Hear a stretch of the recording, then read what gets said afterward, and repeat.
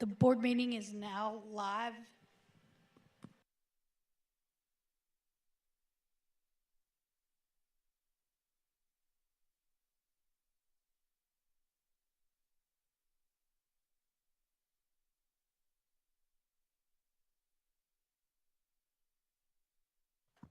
Mullins, Here. Hanlon, Here. Noggle, Here. Wagers, Here. Wagner. Here. If you would, please join me in the Pledge of Allegiance. I pledge allegiance to the flag of the United States of America and to the republic for which it stands, one nation, under God, indivisible, with liberty and justice for all. Okay. Now, our next item is the opportunity for the public to be heard. And I do have one individual, I believe it's Madeline Pence. And she's going to talk, talk about security. Yeah. Oh, wow. And just to let you know, the public has 5 minutes and we aren't allowed to answer any questions. So please let us hear you.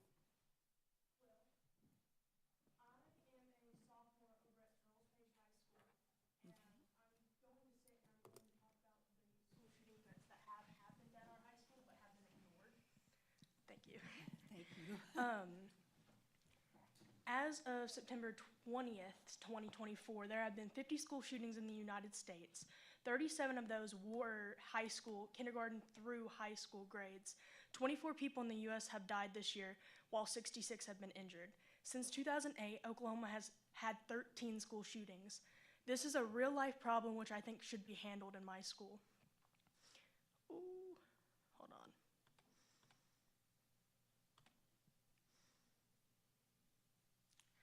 I guess that's it, because it just deleted all my stuff.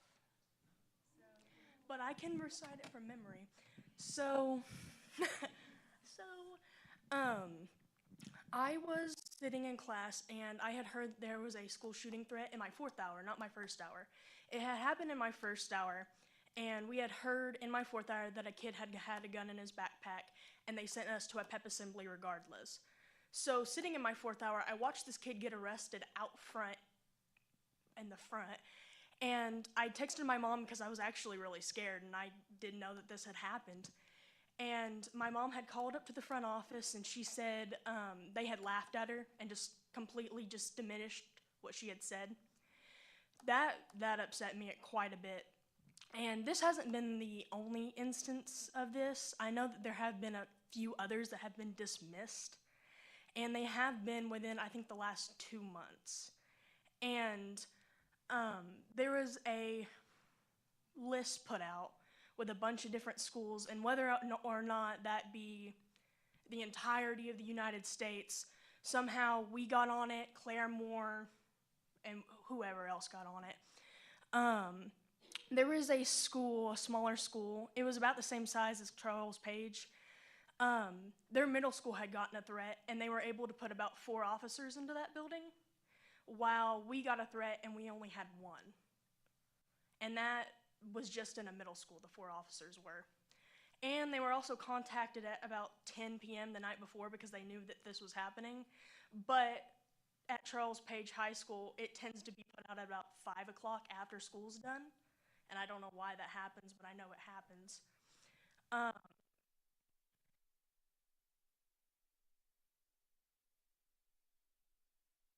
My mom, like I had texted my mom about, they didn't notify any parent at all.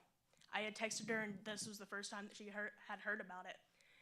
I think that it's a real life problem that's not being handled, especially in this school. And I think it should be handled because it's like the weather. Like, you don't know what's going to happen. You don't know the forecast a month from now. Like, we could be safe in this environment with all of this stuff, and then a month from now something bad could happen and we won't even know it. I know that there's a school security grant that was put out every district of Oklahoma, and I don't know if you guys have received it, and I know I'm not allowed to ask questions, but I don't know what was put to use for that, but as of right now I don't see anything, because I know that the doors can still swing the opposite way that they're supposed to. Currently, we only have two officers on our entire campus, and our campus is really big. Walking to and fro from all of my classes, I've never seen an officer. I asked my friend today, and she said in this entire year, these entire 9 weeks, she's only seen him once. I saw him today walking to the pep assembly, or not pep assembly, it was a assembly for class rings. I saw him once, but it was only one. So I was really confused about that, but as of right now, I think that's all I have. Thank you. Yeah.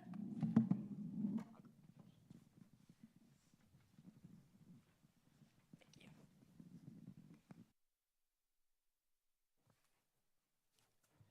Thank you, Ms. Pence, for sharing that information. Okay.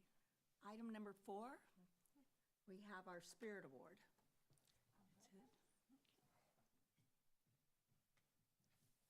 May I have Landon Dorsey up as well as Principal Noel? Hey, how are you? Nice to meet you. Come on up. Can I have Gina Myers come speak on this? Absolutely. She's the one that actually, sorry, she's the one that actually turned it into, she had actually made a Facebook post about it, and I said, can you send that to me so we can? Well, that's wonderful. Thank you for sharing this. Well, I'm going to share what is written about you and the wonderful thing that you did for Clyde Boyd Middle School. It says, Mrs. Myers' words about Landon Dorsey. One of my favorite things as a teacher is to witness kids far exceeding your expectations. Time and time again, it has been proven to me when a student athlete feels supported or encouraged, the sky is the limit. I'd like to brag on this young man for a minute. I'm super proud of him. He is on my archery team for this year's Clyde Boyd Middle School and was invited to join National Junior Honor Society. Congratulations. Thank you. For his community service hours, he asked me if he could make quivers, which I just asked what that was because I had no idea, for our classes to use, and boy did he deliver. We started off the year using 5-gallon buckets. He made a major upgrade. He spent 16 hours making 12 of these, and I just love them. So do you have a picture, or? I do not, but I can explain why they're so Okay, amazing. okay. Well, here you go. So first of all, the 5-gallon buckets, each quiver holds 5 arrows. And so, Landon, your grandpa helped you a little bit, right? Yeah, he taught me how to use the tools. Okay, yeah. So these they have a black base, a yellow tube, so it's Sandite colors. He and Grandma helped with her cricket, I believe. A sand springs, 2 S's for sand springs. And then the best part, you guys, as a teacher in a gym that echoes all day long, there's foam in the bottom, so when the kids drop the arrows, there's no sound at all. But it was just a wonderful upgrade. All the kids love them, and it makes us look really, like we're professionals. So I just appreciate him going above and beyond. Yeah, yeah. Well, this is your award, your Sandite Spirit Award, and you also get a Chick-fil-A. Oh, nice. I mean, hey, that shake is coming out. So there you go, and congratulations, and thank you for all your hard work that you've done for our archery team. Thank you. You're welcome.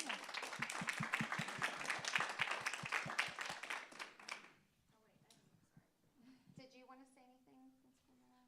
No, she said She it all. explained it all. Okay. And I actually did have a picture, but I don't have a way to. I meant to grab one after school. I should have. You know what? We're going to change spots Okay. because I want I'm you gonna next to hand him. All right. 1, 2, 3. One more. Thank you. Thanks. Go. Good job.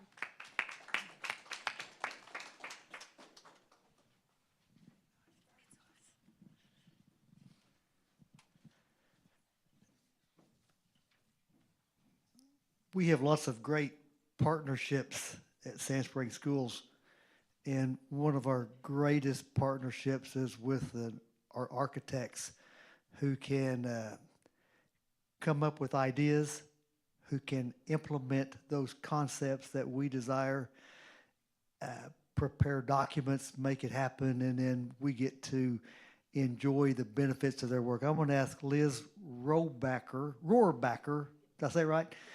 with KKT Architects, they're one of my favorite architectural firms. I get the privilege of working with lots of architects, and I put them at the top of the list. I tell you, they do a wonderful job for Sand Springs Schools, and they've done extensive projects for us. And sometimes they take a project and it is a real challenge, and we give them challenges all the time. And we gave them a challenge a couple of years ago at Charles Page High School. We wanted to build a ninth grade center and a STEM academy. And basically, and I tell people, we've never really had a front door at Charles Page High School until we built this project. And so you tell people, you drive by it now, and people look at it and they say, oh my goodness, what'd you guys do? And when you look at it from the outside, it's just amazing. You look at it from the inside, and it's more amazing. And so we presented a concept, here's what we wanted, and really we just had to tell them, here's what we need. Here's what our desire is. And we've only got this much money. And they worked with us, and oh my goodness, what they presented to us and made for us. And I think that the students, I know the faculty enjoys it. I know that the public enjoys it. And what they did after we got it built, they made a presentation to all the school districts in the state. There's a contest through the Oklahoma State School Board Association, and they put placards up. You'll see one of them on the wall, and all the school board members in the state come by and they look and see, here's what people are doing, and lo and behold, Sand Springs Schools won the award for the design and the construction of our ninth grade center and STEM academy. And I'm just going to read what it says real quick. It says the 2024 Architectural Exhibition People's Choice Award was presented to KKT Architects for the Charles Page High School Freshman Academy and STEM Center. The Freshman Academy and STEM Center is a 58,000 square foot addition to Charles Page High School in Sand Springs, offering new facilities, an updated main entrance, that's my favorite part, and a refreshed facade. A master plan study was conducted to secure the community support and bond approval, determining the best location and design for the formerly separate ninth grade center, which was kind of like right here. The addition includes 24 classrooms with 4 dedicated STEM rooms, STEM being science, technology, engineering, and mathematics.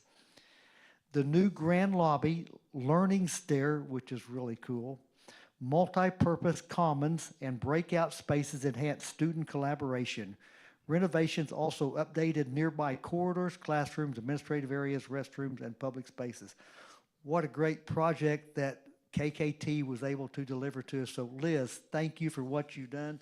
We're presenting KKT Architects with the Sandite Spirit Award, and it says, for outstanding achievements and accomplishments as a Sand Springs Public School student or community partner. They're a great partner to us. So Liz, thank you. Thank you so much, Mike. I'll let you say something about it. So.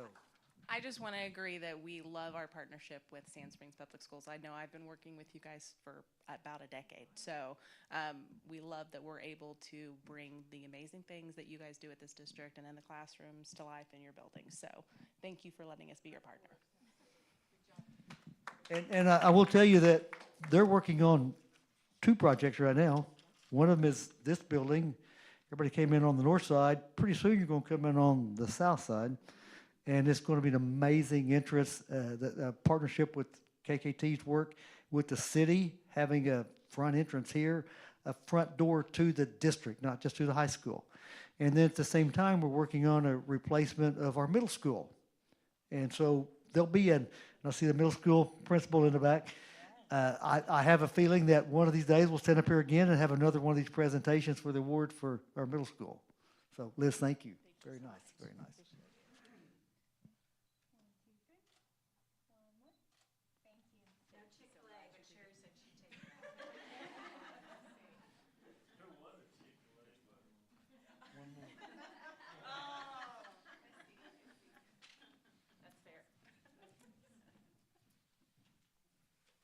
Thank you. Okay, Gina Myers, please come back up. And Ms. Noel, if you'd come back up.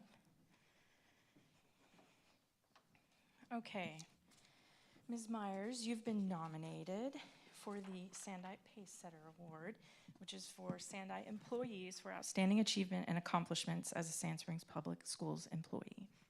So there's your award. Thank you. And she basically just talked about how amazing and wonderful you are and how meeting you was like a super high point in her school career because you are awesome. But the things that stood out to me the most were she ignites a spark in every student and colleague she encounters, and her unwavering commitment to creating an inclusive and supportive environment for all students inspires me and others daily. So, anything else you want to say?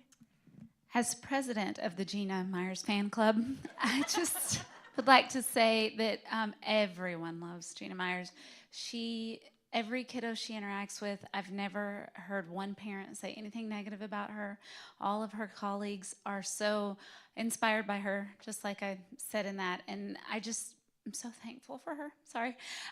She's been a great friend, and she has been amazing. So we started the archery program, her idea, her baby. She went and learned to gut a deer and all the things, and she said it was fun. I don't believe that, but anyway, she taught a bunch of kids to do a bunch of crazy cool things, and so I'm glad to know her as a friend, and I'm excited to be on the same team with her. So. I want to say too that you're amazing. You came from elementary school to middle school, which some people would be like, why? And There were sometimes I did question, but it's okay now. I figured it and then yes, the archery, and then you also help out with track.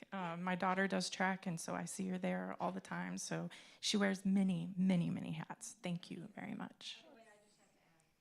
So some of you probably heard this story, but when Jean came, she actually came to apply for a position as a TA with the librarian Yeah, at yeah, Angus. I did. That is And literally, I don't know, I was interviewing for positions, and I thought she was coming for one of the teaching positions in 5th grade. And so I'm telling her all this stuff, and I'm just going over all this great stuff. And then toward the very end, she goes, "You do know I was here for the TA position?" And I'm like, "What? Oh, no, no, no. You don't want that. You want this. You need this teaching job." And she's like, "Well, I really feel like I should probably talk to my husband about it."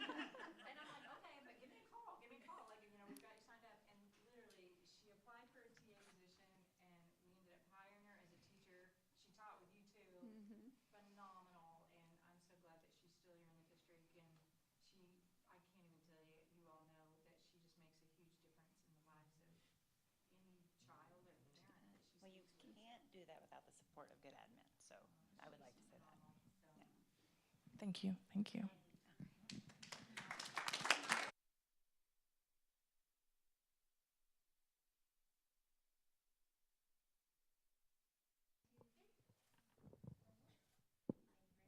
So, Miss Myers, those are not the same two girls that came out and rode with us, is it? I am getting way too old. Did we ever figure out left and right?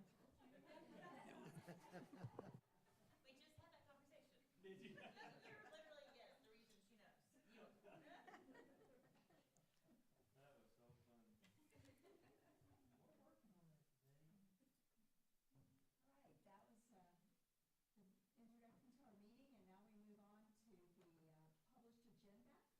And you're welcome to stay. We'd love to have you stay, and you're also free to leave. It's very interesting, though, so I'm just going to put that out there. Thank you all, each of you. All right, move on to item number 6, student empowerment. Right, so in just a moment, Mr. Beard is going to present our spring test scores as well as the remediation and dropout report. But before we do that, I just want to take a little bit of time to talk about the teacher empowerment program that we resisted, to be honest, applying for. As you know, the board approved a 5% additional stipend for our special education staff earlier in really the spring semester. We came up with the brilliant idea that we would write the TEP grant, the Teacher Empowerment Grant, to facilitate paying for those stipends. It came with an additional requirement of $1,500 per teacher each year because we're low income. And today I'm happy to report that our application was approved. So that effort that the board put out will be reimbursed now through the program. Very excited about it. Without kind of that feedback from our teachers that would have initiated maybe some morale issues with competition, with, merit pay. So proud of that. Our team did a good job writing that grant, and it's a simple invoice to the State Department to get reimbursed for those stipends that you all approved. So thank you for that. And with that, I'll shift to Mr. Beard, who's going to take you through our testing data and, again, the remediation and dropout report. I'm going to start with the dropout and remediation data because that's at the front of my slideshow, so I hope that's okay. One of the difficult things about reporting on this data is that the requirement to report to the board doesn't always align with the dates at which we get data back from the state.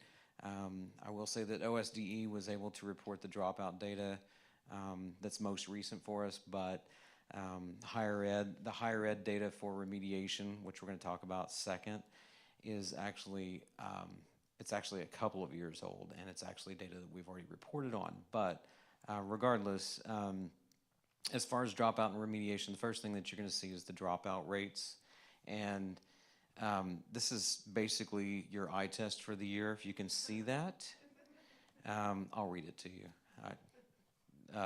It is a little bit small, but for Clyde Boyd and Charles Page High School, the OSDE reports back to us for students less than 13 years of age up through 22 years of age, the percentage of dropouts. And because there are a few kids that enter 6th grade at an earlier age, that's why you see the less than 13, and the 19 to 22 range is also in there for students that it just takes them a little longer to complete. But regardless, if you look at the total data, the dropouts by grade, and look at the percentage, Clyde Boyd Middle School for 2023 had a 2% dropout rate, and Charles Page High School had a 3% dropout rate, which is a little under what we had reported in the past.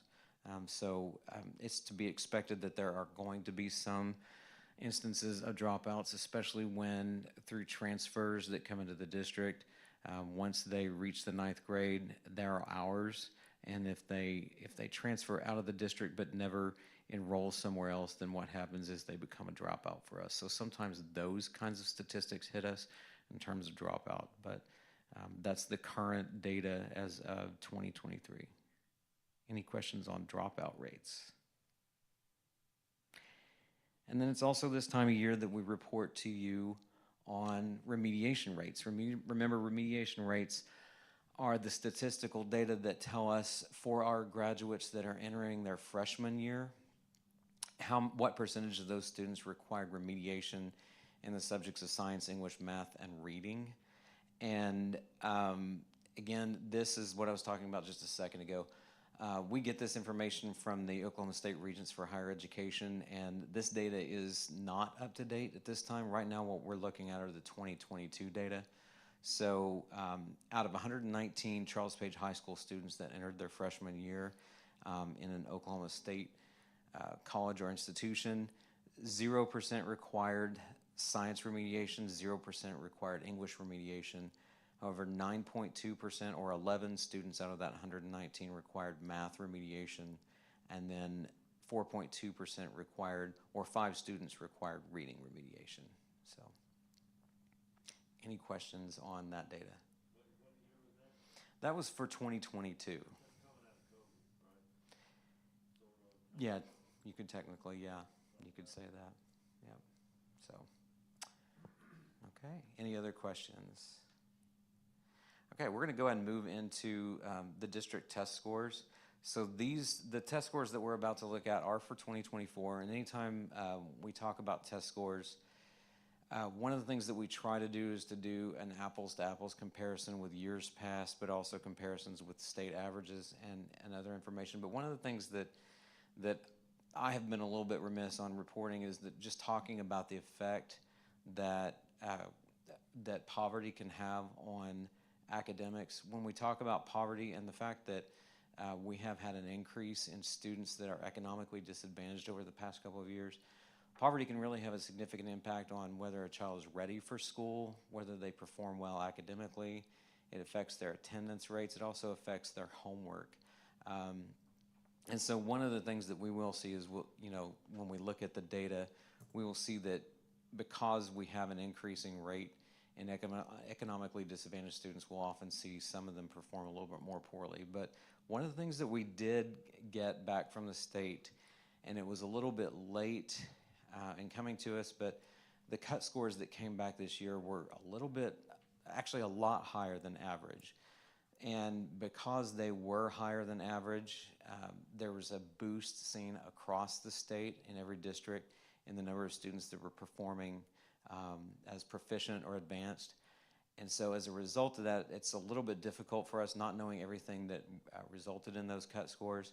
It's a little bit difficult for us to compare apples to apples, or the current year as opposed to the years past. So when you look at this data, first of all, I'm going to point out the yellow band that you see on each of these is 2022, red is 2023, and blue is 2024.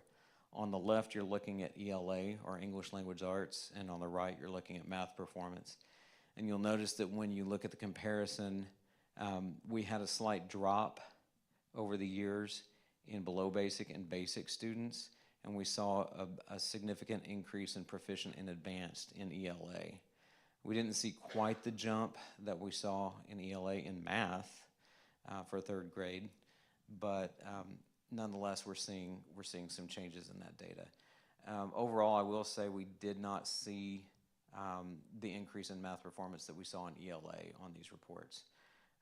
Current screen that you're looking at is fourth grade, and again, you'll notice there's a drop in below basic and basic students in that blue band compared to 2023 in red and 2022 in yellow, but almost a doubling of the students that scored well in proficient, and then of course in the advanced category for ELA. Again, slight increases in proficient and advanced on math, but not near as high as it was in ELA for fourth grade.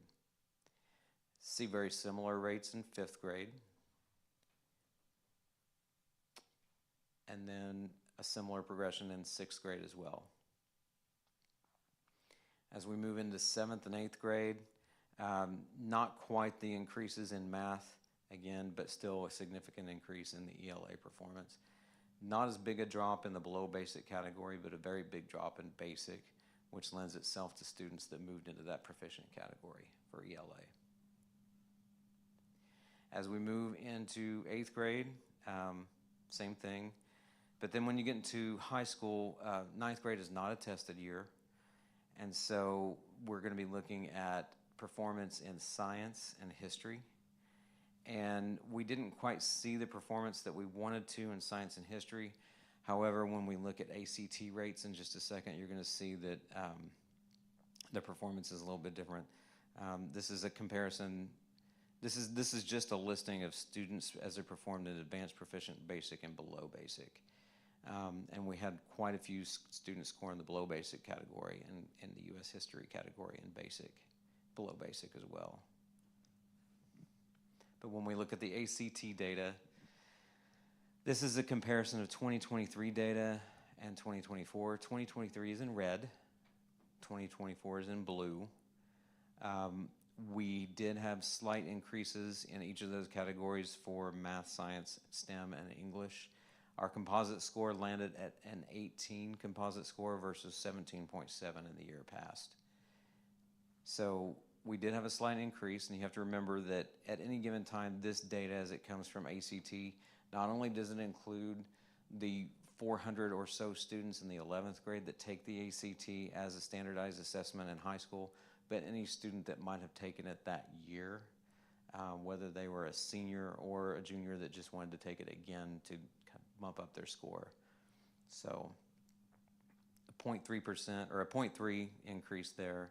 And then when we compare Charles Page performance versus Oklahoma versus national, the yellow band is Charles Page High School students. The blue band is Oklahoma students, and then the red band is the national average for students that had taken the ACT.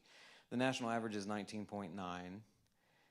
The Oklahoma average is 17.8 for this last year.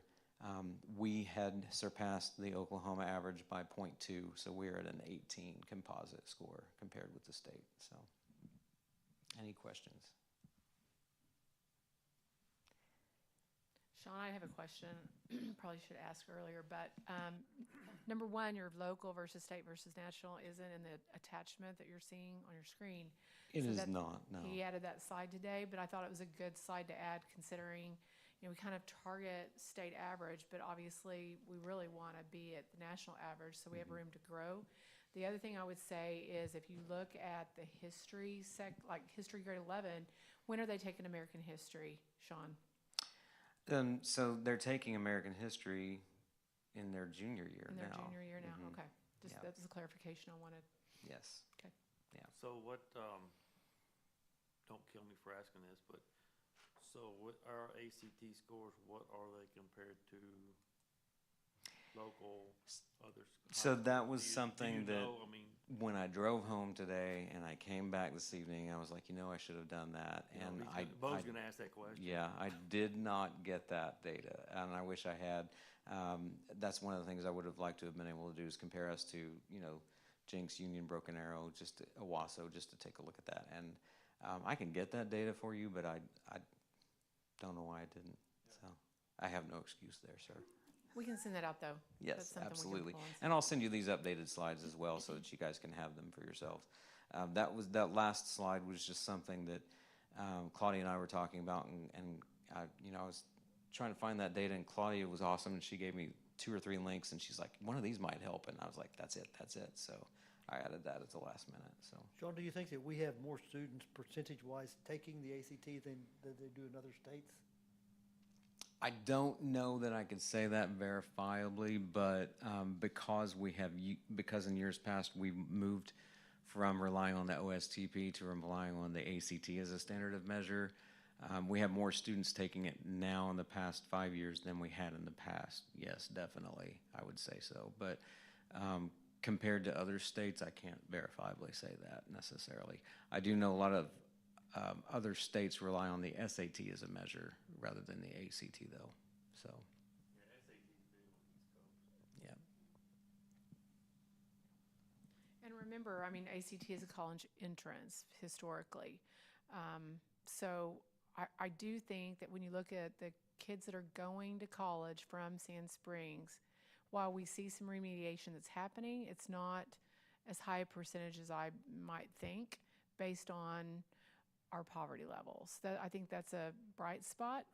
And you all are well aware that 5 years ago, ACT did become the global score in Oklahoma, and every single student takes it, regardless of whether that's their intention, to go to college or not. And one thing that I will point out that's very helpful when you talk about those remediation rates, and while those are old, I expect that we'll see some change in those rates in the future, because one of the things that we've noticed is that colleges are not always requiring students to take the same level of math as a freshman as they had in the past. They're starting to look more closely at their career path. So depending on what their career path, they're looking at how well they perform in the type of mathematics that would be required by that career path, as opposed to making all students perform at the same level. So that's going to be a change that I'm hoping to see that will affect our remediation rates going on. I think that's a very good idea that's going on. Trying to make everybody take trigonometry when they don't need it is, not a good choice in my opinion. I'm glad we're looking at what path their kids want to go through and taking that opportunity to give them the skills that they need to continue on. But, not everybody needs the same science or the same math or anything like that. We diversified our offerings to hit what kids were interested in years ago. I think we were successful. You'll still hear some people say college is the only way. That was actually said at a Tulsa Chamber meeting by one of the higher ed folks that were presenting. And the statement was made, this is the way to success. And then she caught herself and self-corrected. But I was watching Tulsa Tech table, when that was said, and you could just see it on their faces, and one of them just shook their head, because that's not the only way to have success in life, so. Right, well, true. I suppose it depends on where you work, but, yeah. And that's something that we had talked about for years, and that's actually something that we'll be seeing a lot more discussion on that due to the change in the legislation for graduation requirements. That affected math. Now students will be required going forward in the future to take 4 years of math, but also out of their electives that they are required to take for graduation requirements, 6 of those have to come from an ICAP pathway. So it's trying to get students to think more discreetly about the types of electives they take and how they relate to the career path that they've chosen. So,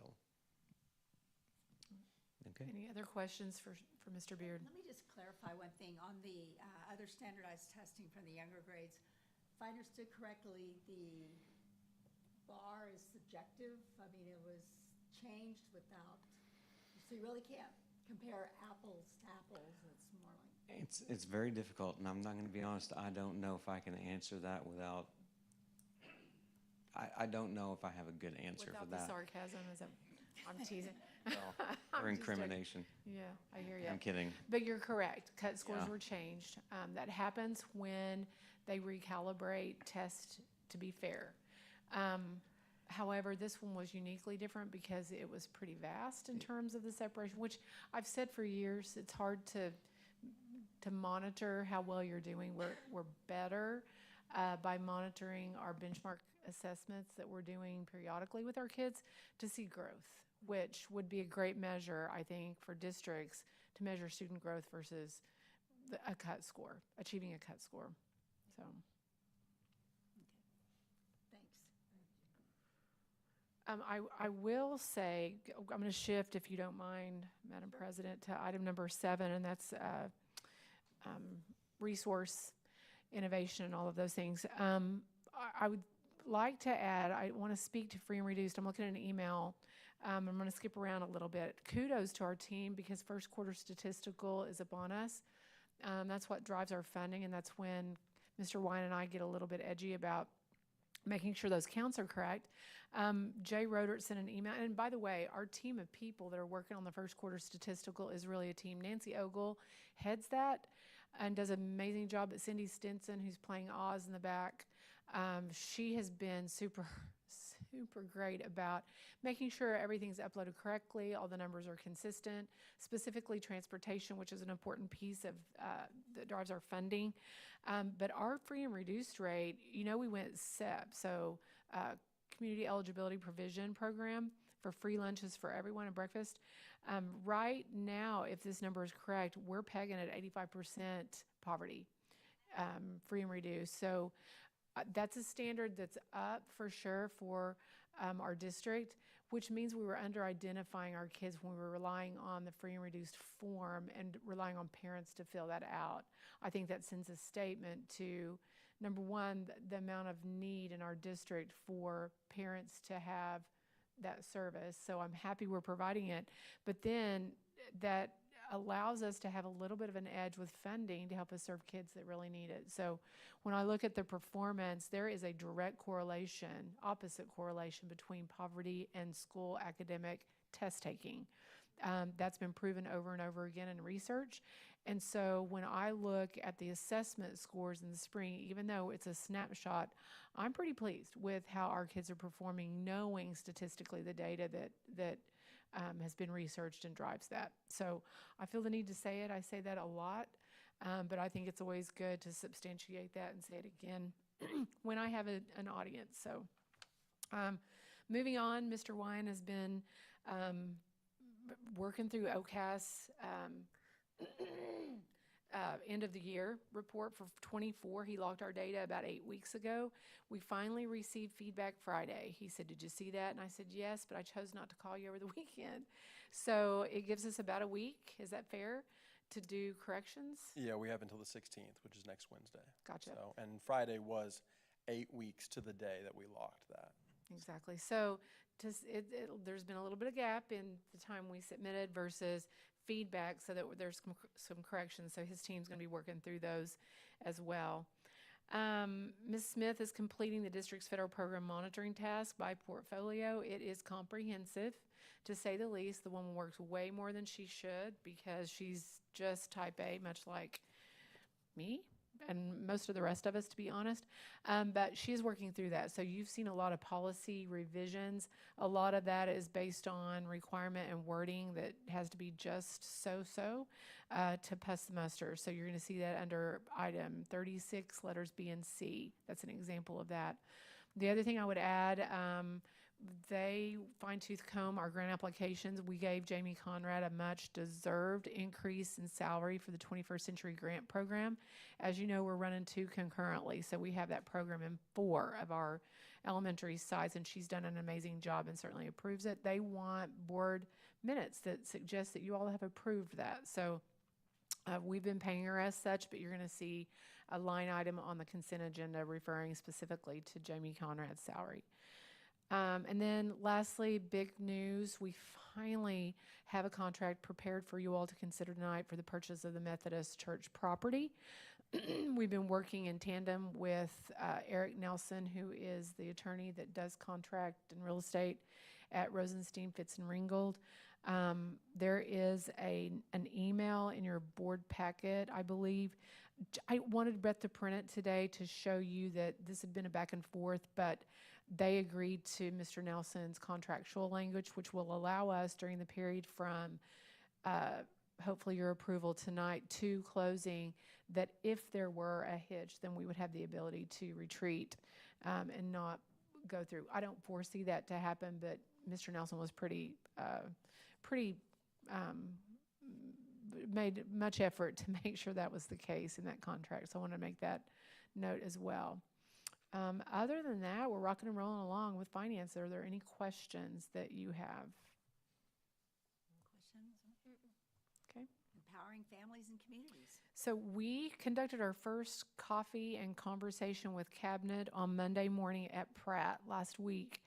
I thought it went really well. We've had dialogue for a while now without much attraction of our public coming to hear what we have to say. We had 10 people show up from all over the district. We had Northwoods, Pratt, Angus, Clyde Boyd, high school parents that had some really good comments to bring to the table. Attendance policy was one topic they brought up, and so we were able to share our story and the why behind it. We kind of debriefed as a cabinet, and I think people seeing us as human, trying to really figure out and problem solve as a group with consideration of kids is helpful, and I feel like we left with a little bit more transparency and understanding. Jay hosted, did a great job setting that room up, and so we'll continue. Our next one is at Garfield. I will say threats were a big topic as well, and we work really hard to be as transparent in that scenario as well, trying to communicate out as best we can what we can say and what we cannot say. Those are tough comments and conversations that Ms. Chittister and I have continually every single time that comes up. And so I appreciate Ms. Pence's, is that right, comments, because as a student, it's concerning as well as it should be. And it's concerning for every adult in this room that services kids and cares a lot about how students are safe and how we manage. I would make note of, we do have 3 resource officers, 2 of which are supported by those grants that she was talking about. So we have made effort to make sure we're maximizing through resource officers, which is one option those grants can be used for. And we're trying to maximize those folks. And you can see one is Jonathan Noah is at our door right now, and he brought a friend that's sitting in our main door tonight, just doing what they do. I will say forming relationships with students and parents is the most effective way to upend potential threats that could arise, because we ask our kids to report. And so that's one thing I would say openly and publicly to our people. Anybody that's listening, report it. We can't do anything about what we don't know about. And so that's the reason we have Stop It. That's the reason we're open door for people to come in and let us know what's going on. And I think our resource officers do a really good job forming relationships with kids. It's not about a gotcha. It's about having a relationship and you helping us understand what's going on behind the scenes. So I just wanted to throw that out there. And again, that's under safety as well. I won't elaborate twice, but just wanted you to hear me say that. Yeah, on that same topic, I think that this just reiterates the fact that we need to be as transparent as we can. And no matter how minor that we think the incident, Absolutely. we need to make sure that the public is aware of what's going on. No matter how, I mean, I don't care if it was reported and 2 seconds later we've got it resolved. Someone in that 2 seconds has either heard about it, text their Absolutely. mom, text their friend, or something about it. But it needs to be put out there every single time. Agree. That goes on. And then, some of the stuff that gets, that a lot of these people don't know what's going on behind the scenes. And if we take care of it, but they don't know we've taken care of it or how we take care of it, then all of a sudden, this is how we get students up here saying that they're not safe. In school. Absolutely. Absolutely. And Which is a big false statement in the first place. So. Right. Well, Ms. Chichester and I have that conversation all the time, and this year, to be honest, Clyde Boyd seems to be the hot topic of the day. Because it's Yes. junior high kids. Oh my goodness! But My goodness. but we kind of back and forth. We need to we report it out, even if we know it's not viable. It's one rumor can cause such a stir between parents and kids, and it just takes one little element. We were at a teachers meeting today, and I there was not even a thing at Northwoods this morning, but he made mention of it, and what he said was super inaccurate, and I corrected pretty quickly, and I said, that's not how that happened. But it takes one little element of one person saying some inaccuracy, and it's like the telephone game, and by the time it gets to Rex in the back, it's going to be this big thing. So Sure, absolutely. And on the same topic, when we find out that these threats are being made and they're not viable, but they're just made, the students making those Consequences. definitely need to be harsh. Absolutely. No slap on the wrist around here. Right. I mean, it Agree. needs to be, I don't know what it needs to be, but it needs to be pretty dang harsh. I mean, We've had internal conversations. I wish Noel was still here about the time and effort it takes. And Jonathan's in the back. He's our resource officer at Clyde Boyd Middle School. But the time and effort it takes our staff to fully vet one of them is immense enough to say consequences need to be swift and I don't want to use the word harsh, but enough to make a point. You know what I mean? So that's happening because, frankly, all of us are very tired of it, well, to be I mean, honest. This is, me personally, this is on the same level as getting into a fight on Right. campus. I mean, Right. this is causing the same amount of disruption and the same amount of harm to the people, and even more so because, you have a fight, there's 1 and 1, you got two Right. people. But this has the potential to hurt a lot of students, whether it be parents taking them out of class or mental health, worried about freaking out, Absolutely. whatever it may be. So, this punishment could, in my opinion, be just as harsh as having a fist fight on campus. I mean, you want to play games. Well, Absolutely. I think there's times where jokes go bad and there are kids that don't really understand the ramifications because they're not living it from the other end, which is the administration team. Anyway, so that's where we're going, Mr. Knoll, to be honest. Okay.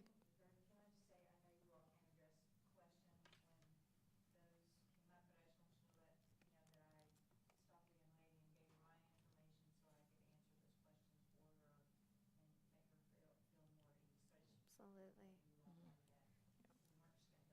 Yeah. Well, her feelings are very valid, you know. I Absolutely. mean, my son has the same thing. I mean, he was in middle school, and I was telling Sherry this last year is he said, I always wonder if today's going to be the day when I walk into school. And those are real feelings from an 8th grader last year is you just don't know what's going to happen. So it is good that our district takes it seriously and deals with the situation right away. But we don't know unless somebody reports it. I mean, I get texts all the time and screenshots, and I'm like, if you don't report it, we can't We do can't address it. anything with a screenshot. So Right. So thank you for bringing that up, Mr. Knoll. If you are ready, on to item 8. Yeah, So, again, coffee and conversation. I just wanted one more thing about that item. We did, but there's one more comment I need to make. I'm sorry, but I had a parent approach, and this is really important, I think, that was very interested in parent advocacy. And back when I was serving as assistant superintendent, we started what we call the PAAC, I think was the acronym that Mr. Snowd made up for that. But she approached me at the end of the meeting and said, I really want to be a voice. I'm not sure how I can advocate for public schools. And so we're meeting. I'm going to meet with her, and we're going to try to grab a few parents that are also interested in the advocacy portion of it. We as district administrators, and I think even as board members, they know you're going to advocate for public schools. Otherwise, you probably wouldn't be sitting on the Board of Education in Sand Springs, America. But to hear it from parents that are living through the ramifications of policy decisions and such is super important. So I've tagged her, got her name. I know Ms. Wagner, you had expressed some interest in also being a part of that, and Ms. Wagner, or Ms. Wagers. And so we're going to start down that path, and I'm going to just absolutely educate, so that people really know what is happening, because it's hard to follow. It's hard for our staff to follow it, to be honest, and so we need to make sure parents are understanding as well. Okay, that is it, I promise. Okay, we'll segue into more health and safety related. Right. So the security measures, I mentioned the football games, those are going well. We are getting good feedback for our efforts to make sure people can come to an event without harboring anxiety, wondering if something's going to happen that's tragic. I also would like to mention item number 31. That's a separate plan that was required by the legislature this year, the Chase Morris Law. There's a bill number that goes along with that. So that schools had to develop a separate cardiac arrest plans, even though that language is built into our emergency plans already. So just so you know, that was driven by law. There's a district plan that outlines what to do, and then each site plan actually has folks named that are responsible for certain pieces of that. So that is an action item that's required this year by our legislature. And that's it, under safety, unless you guys have questions. All right, we'll move on to the consent agenda. Under the consent agenda, I'd bring to your attention item number 24. That would be a suggested review of board meeting dates for the 2025 calendar year. That I think we printed one off for you to look at as well. Item number 29, that was the justification for the salary increases for our program specialists, namely Jamie Conrad and Laura Heffiker for the 21st century, and those meeting minutes are required by that grant for approval.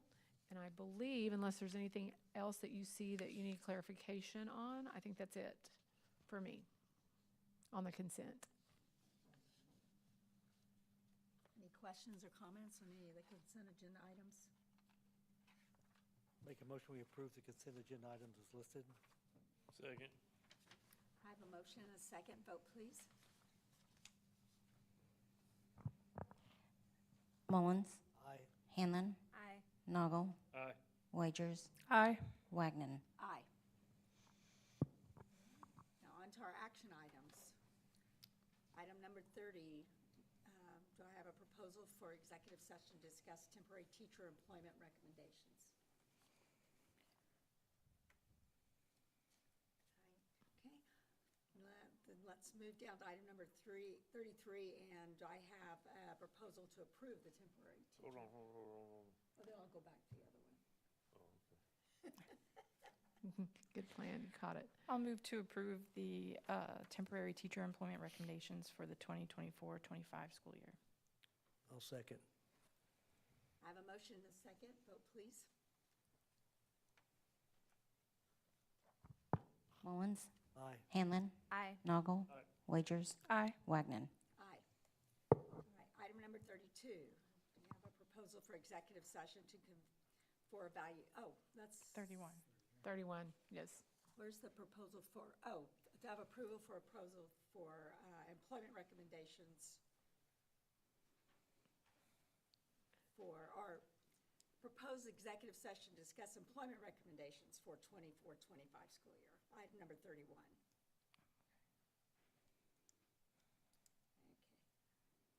How about item number 34, proposed approval of the employment recommendations for the 24-25 school year? I'll move to approve the employment recommendations for the 24-25 school year. I'll second. I have a motion and a second. Vote, please. Mullins, Aye. Hanlon, Aye. Noggle, Right. Wagers, Aye. Wagner. Aye. Now, number 32, proposed executive session for evaluation of the superintendent. Madam Chairman, I'll make a motion, we go to executive session to evaluate the superintendent. I'll second. I have a motion and a second. Vote, please. Mullins, Aye. Hanlon, Aye. Noggle, Nay. Wagers, Aye. Wagner. Aye. No, I don't. I can go to the bathroom until y'all get back.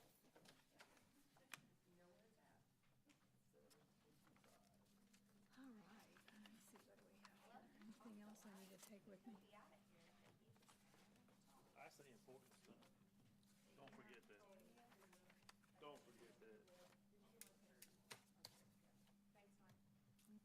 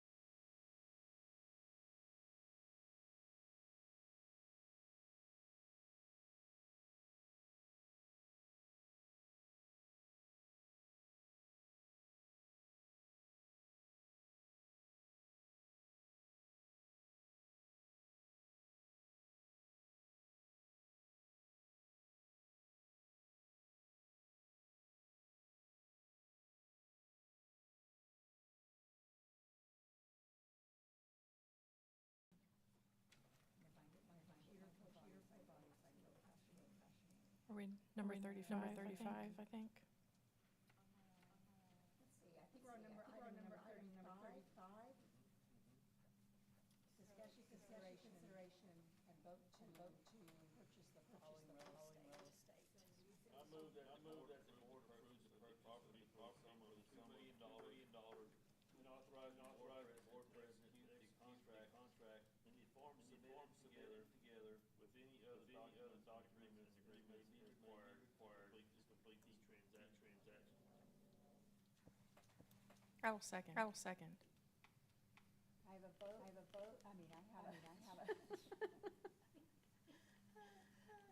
We're tired. Second, do we have any discussion? Mr. Turkey, what'll be the next process in that? It says that we gotta do title search, we gotta do things like that. Most of those things are completed, to be honest. We kind of got ahead of our game, and Eric said it could have waited till after the contract was signed to do all of that. But we could have forced the hand with the Methodist Church. They were pretty cooperative. They were very cooperative. In finishing all those things, there may be a couple. I want a complete abstract for one, which I've learned that goes out of date pretty quickly, I guess, with abstracts and such. But they had an attorney working with their title commitment, and we do have that document, which one of the most important things. I think we're there.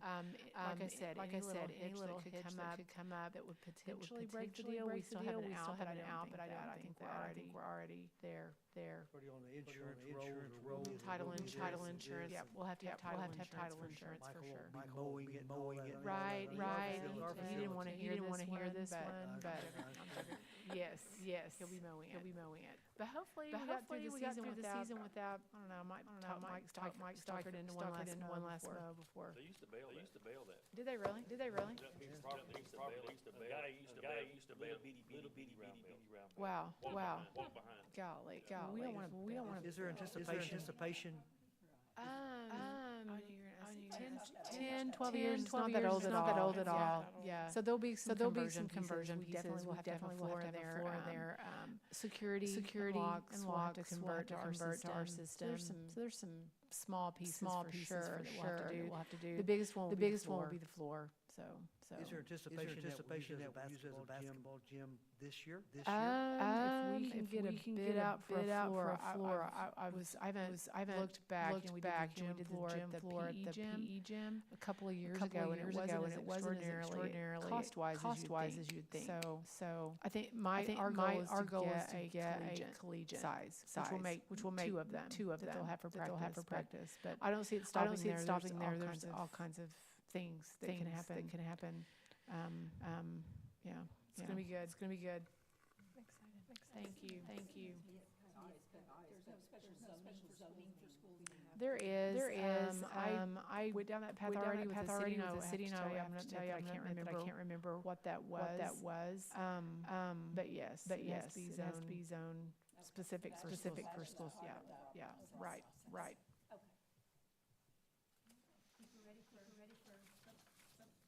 Mullins, Hanlon, Noggle, Wagers, Wagner.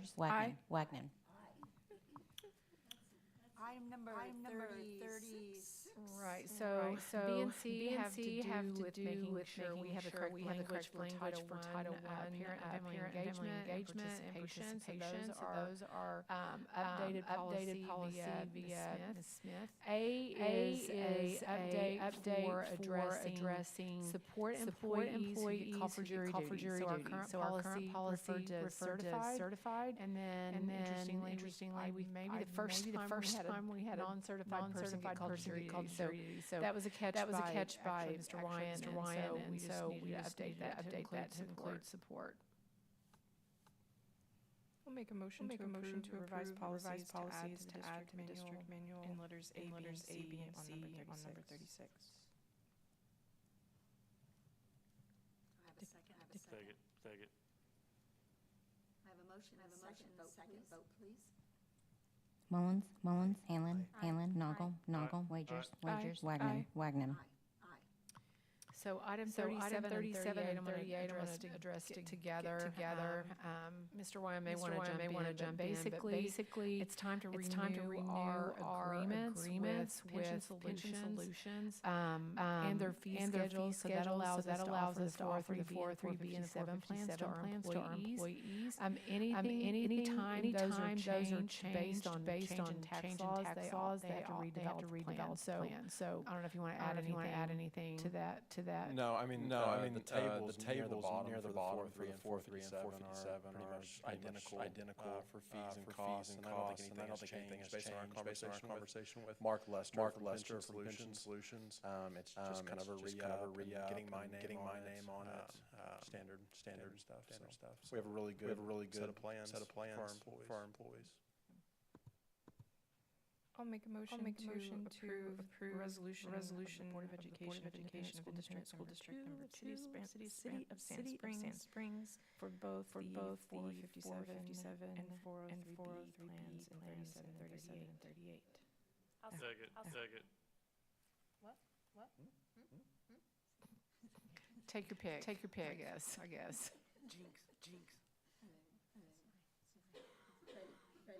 We have a motion, a second vote, please. Mullins, Hanlon, Noggle, Wagers, Wagner. Aye.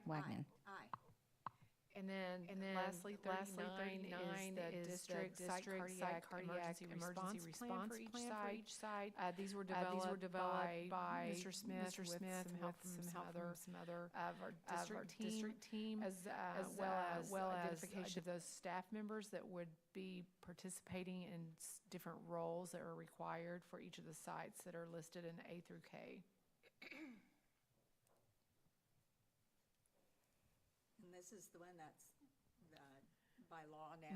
Chase even though we had Morris. incorporated in our policy, Correct. we had to pull it out. Correct. I'll make a motion we approve item number 39 as stated. I'll second. Did Mike say second? Yeah, Mike did. I have a motion and a second vote, please. Mullins, Aye. Hanlon, Aye. Noggle, Aye. Wagers, Aye. Wagner. Aye.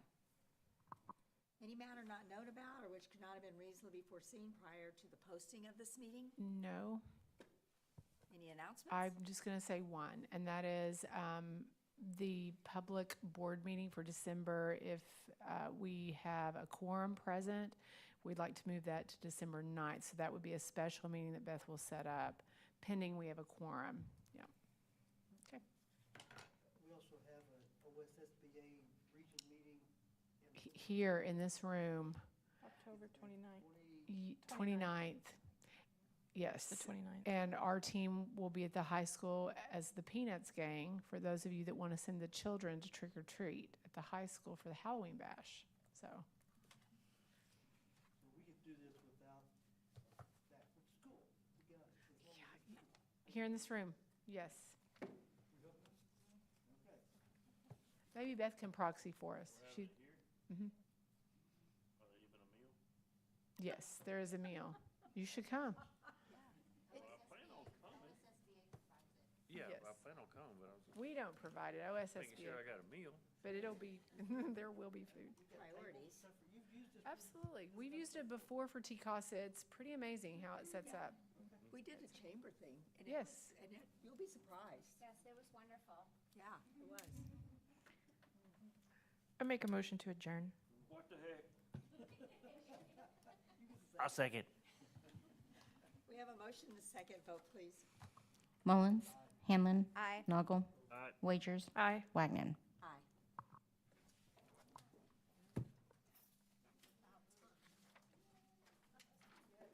Yeah, I had the same reservation when I came to that chamber thing, like, where the heck are we really sitting to eat and all that? Uh-oh.